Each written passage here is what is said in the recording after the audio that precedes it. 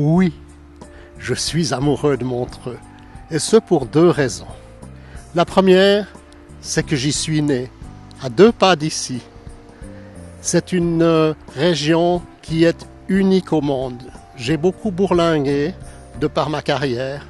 J'ai vécu des expériences extraordinaires, mais je dois dire que chaque fois que je reviens à Montreux, où je passe maintenant ma retraite après y avoir passé ma jeunesse, je retrouve ce panorama qui allie grandeur et douceur dans une harmonie tout à fait remarquable.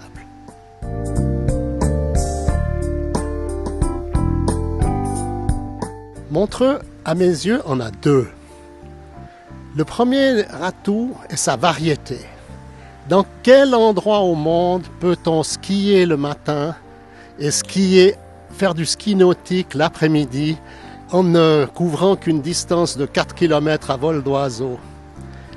Montreux a des pâturages, Montreux a des quais avec une végétation subtropicale, Montreux a des collines, Montreux a des vignes, Montreux est une ville qui vraiment est extraordinaire. En plus, Montreux est traversé par une superbe rivière, la baie de Montreux, trop mal connue.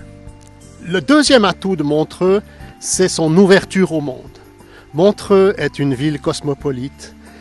Depuis ma plus tendre jeunesse, j'y étais habitué, car lorsque j'avais 4 ans, des soldats américains venaient passer leur permission en Suisse, et un soldat américain noir m'a pris sur ses épaules pour me faire découvrir la grande rue de Montreux à vue d'oiseau. Et c'était une expérience que je n'ai plus oubliée. Et puis après, il y a eu les petites Anglaises, et finalement, j'ai épousé une Hollandaise.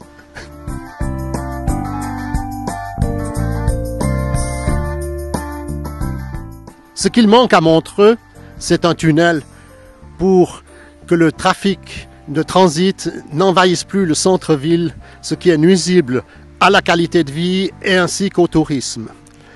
Et puis, je pense qu'il serait indispensable que Montreux profite de cette rivière qui la traverse pour construire une promenade qui amène les visiteurs de la ville jusqu'au pied d'une cascade, chose assez rare de trouver une cascade d'une 15aine de mètres de haut au centre d'une ville, au pied d'une vieille ville qui mérite le détour.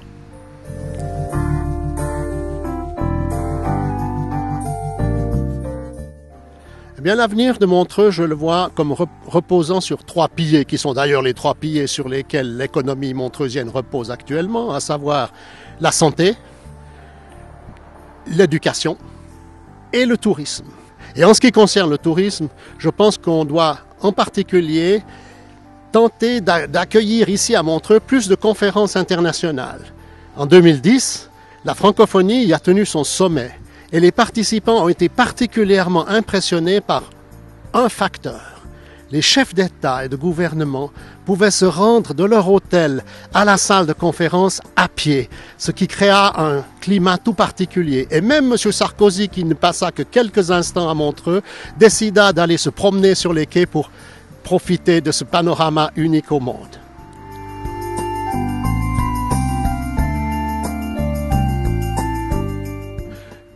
Montreux, lorsque j'étais ambassadeur, ou même avant, était surtout connu dans le monde par son festival de jazz.